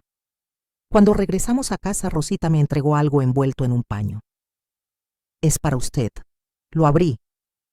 Era una pequeña cruz de madera hecha a mano. La hice para recordarle algo, doña... ¿Qué cosa? Rosita sonrió con ternura. Su fuerza. Y que el perdón, cuando llegue, Debe ser liviano, no impuesto. La abracé fuerte. Gracias, usted salvó mi vida. Y ella respondió sonriendo, no, doña, solo le dimos la mano. Quien caminó fue usted. Al final de la tarde, la agente Araceli vino a verme. Doña Lupita, su hija pidió que le entregáramos esto. Dejó un sobre la mesa. Reconocí la letra temblorosa de Elena. Miré la carta durante largos segundos. Tomás, que acababa de llegar, preguntó, «Mamá, ¿vas a abrirla?» Sacudí la cabeza. «Hoy no, todavía no». «¿Estás segura?» Toqué el sobre con delicadeza. El perdón, si algún día llega, vendrá de mi corazón, no porque ella lo pida. Tomás sonrió con orgullo. Estoy viendo a una mujer renacer. Rosita completó. Y renacer duele, pero también libera. Esa noche, cuando me quedé sola otra vez, me senté en la cama y miré el sobre cerrado y susurré. Elena, sé que quieres mi perdón, pero hoy necesito perdonarme a mí primero. Perdonarme por haber soportado tanto, por haber callado tanto, por haber amado demasiado a quien no supo amar de vuelta. Y entonces, por primera vez, me elegí a mí. Y fue ahí, en ese instante, que entendí. Perdonar no es olvidar, no es volver atrás, no es abrazar a quien te destruyó, no es justificar lo injustificable. Perdonar es algo que solo nace cuando el alma está entera, y la mía todavía se estaba reconstruyendo, y estaba bien. Cuando me acosté, sentí mi pecho ligero, la cama por fin volvía a ser mía. Cerré los ojos y susurré, Elena, no te odio, pero tampoco te perdono, aún no, y eso no me hace mala, me hace humana, y esa noche dormí profundamente, porque el perdón no es una obligación, es una elección, y yo elegiré cuándo y si mi corazón lo quiere. Desperté con la luz suave entrando por la ventana. Esta vez no salté asustada, no temblé, no lloré, solo respiré. Respiré profundamente como quien por fin toma posesión de su propio cuerpo después de años viviendo asfixiada. Rosita, que había dormido en la casa para acompañarme, apareció en la puerta con una taza de café de olla. «Buenos días, doña Lupita. ¿Cómo amaneció?» Sonreí. Dormí como no dormía desde que era joven, como si la vida me hubiera devuelto mis horas de descanso. Rosita dejó la taza sobre la mesa. «Porque sí se las devolvió, doña. Sí se las devolvió». Y en ese instante lo entendí. Estaba viviendo un nuevo comienzo. Tomás llegó temprano, con herramientas, pintura y ganas de vivir. «Mamá, hoy empezamos su casa nueva». Me reí. «Tomás, esta casa es demasiado vieja para ser nueva». Él sonrió, besándome la frente. «No es nueva la casa, mamá. La nueva es usted». Rosita entró con trapos, escoba y cubetas. «Vamos a restaurarlo todo, cada pared, cada rincón, cada recuerdo». Pasamos el día entero arreglando la casa. Quitamos lo que estaba roto, limpiamos lo que había sido olvidado, tiramos lo que cargaba dolor, guardamos lo que merecía quedarse. Poco a poco, la casa volvió a respirar. Igual que yo, siempre me gustaron las flores. Cuando era joven cuidaba un pequeño jardín con tanto amor que la gente decía que parecía una pintura. Pero en los últimos años las plantas murieron, fueron olvidadas, maltratadas, como yo. Ese día, con las manos firmes, Rosita trajo plantas nuevas. «Doña, ¿rehacemos su jardín?» Sonreí. «Vamos, Rosita, vamos a cuidar la vida otra vez». Plantamos bugambilias rosadas, margaritas blancas, ramitas de hierbabuena, lavanda que perfumaba el aire y un pequeño cactus que Tomás trajo solo para hacerme reír. Metí las manos en la tierra, sintiendo su calor y su vida, y pensé, la vida renace cuando uno se permite vivir otra vez. Al final de la tarde comenzaron a llegar personas. La primera fue doña Mercedes, con un pastel sencillo envuelto en un mantelito. Doña Lupita, es para usted, para celebrar que volvió. Después llegó Joaquín, con 3 sillas viejas que él mismo restauró. Para su terraza, doña... Siempre la imaginé sentada ahí. Clara, la florista, trajo flores nuevas y un pequeño arreglo para su mesa. Y un niño tímido llevó un dibujo de mi casa hecho a mano. Cada gesto, cada regalo, cada sonrisa, sanaba un pedazo de mi alma, porque por fin entendí. El pueblo no me había olvidado. Solo no había tenido valor. Y ahora estaban volviendo a mí. Al final del día, la casa estaba llena de vida. Rosita cantaba mientras lavaba los trastes. Tomás contaba historias antiguas. Los vecinos reían en la terraza y yo me senté en la silla que Joaquín restauró. Miré mi jardín renacer y sentí algo que pensé que nunca volvería a sentir. Alegría. No una alegría explosiva, sino esa alegría tranquila que llega despacio, pero calienta todo por dentro. Y lo entendí. Estaba viva. Y ahora, por primera vez, vivía para mí. Esa noche, después de que todos se fueron, me senté en la cama y miré el sobre que Araceli me había entregado, la carta de Elena. Respiré hondo. Tomás estaba sentado junto a mí. ¡Ah, mamá! Si no quiere leerla, está bien. Toqué el papel con cuidado. Hoy sí quiero. Abrí el sobre. La letra era temblorosa. Mamá, sé que no merezco tu perdón. Sé que solo hice daño. Sé que destruí todo lo que toqué. Y ahora estoy sola. Sola como te dejé. No escribo para pedirte perdón. Escribo porque, por primera vez, vi en lo que me convertí y me dio miedo. Te amé de mi manera equivocada. Te herí porque a mí también me hirieron. Pero tú no tenías la culpa. Yo lo siento mucho. Si algún día puedes mirarme sin dolor, eso será suficiente para mí. Elena, no lloré, no grité, no temblé, solo respiré y dije, Tomás, no la perdono, pero por primera vez ya no siento rabia. Él tomó mi mano. Eso ya es sanación, mamá. En los días siguientes hice algo que nunca tuve el valor de hacer.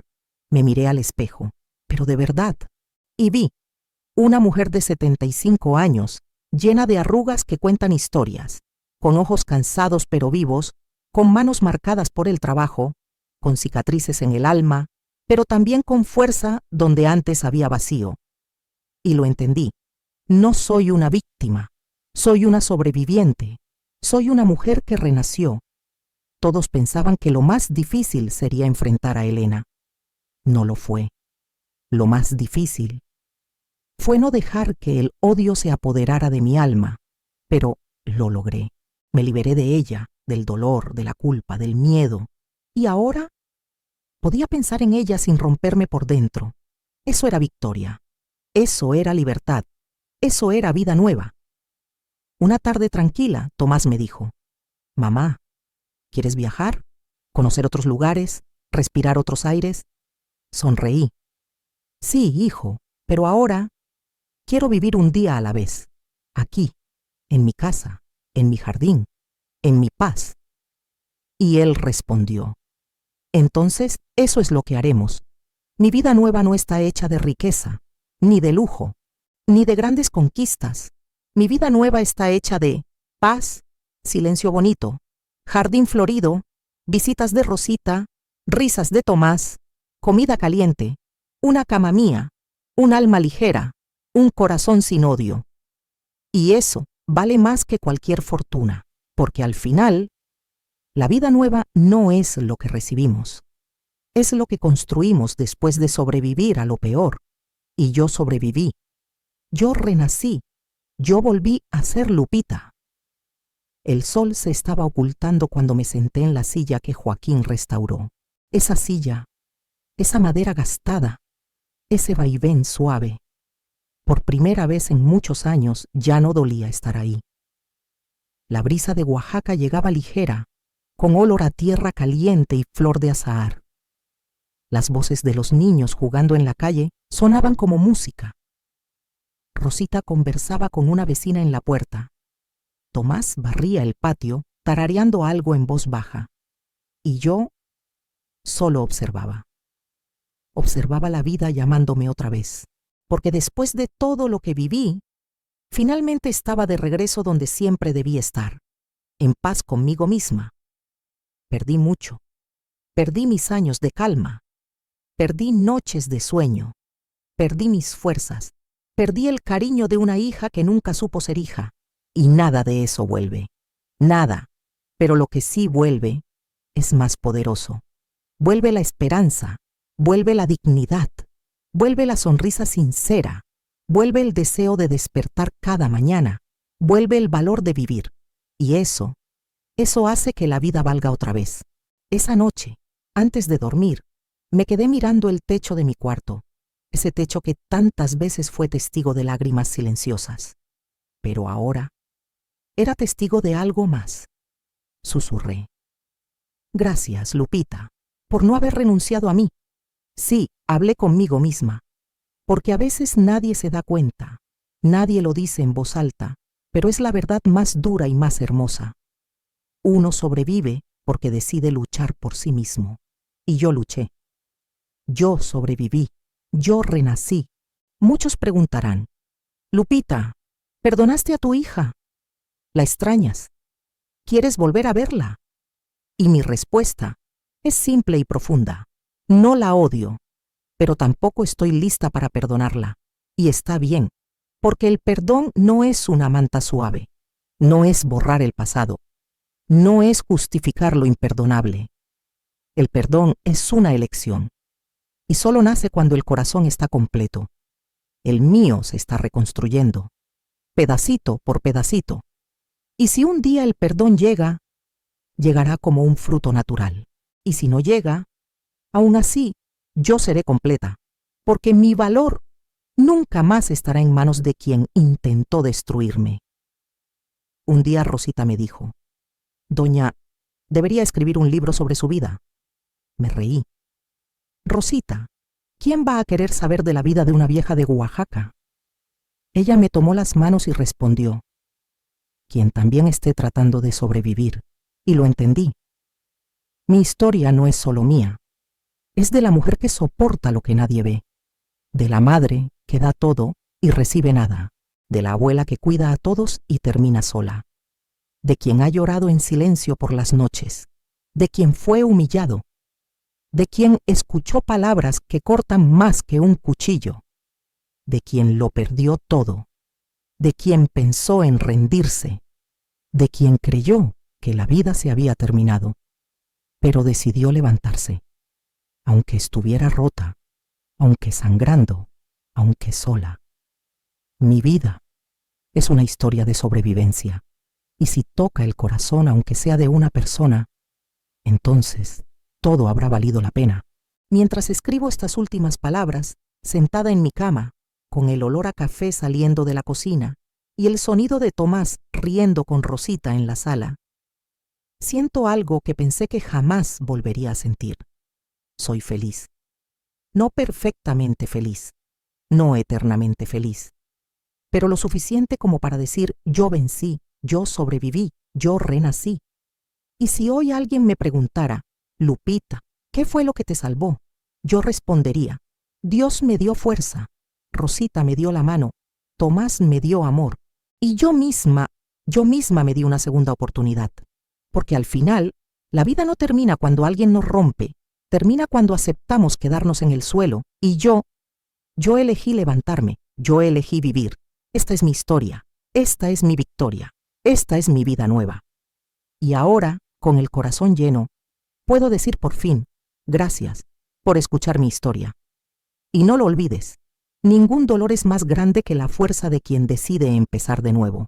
Y antes de despedirme, si esta historia tocó tu corazón, si sentiste el dolor, la fuerza y el renacer de esta abuelita, entonces no te vayas sin hacer tu parte. Déjame tu like. Eso muestra que también te importan las historias reales como esta. Suscríbete al canal para que no te pierdas ningún relato de valor, vida y superación. Activa la campanita. Así YouTube te avisará cuando salga una nueva historia emocionante. Y comparte este video con alguien que necesita escuchar esto hoy. Con alguien que necesita recordar que no está solo. Porque aquí contamos historias que sanan, historias que inspiran, historias que demuestran que, incluso después de tanto dolor, la vida siempre puede volver a empezar. Gracias por quedarte conmigo hasta aquí. Un beso a tu corazón y hasta la próxima historia.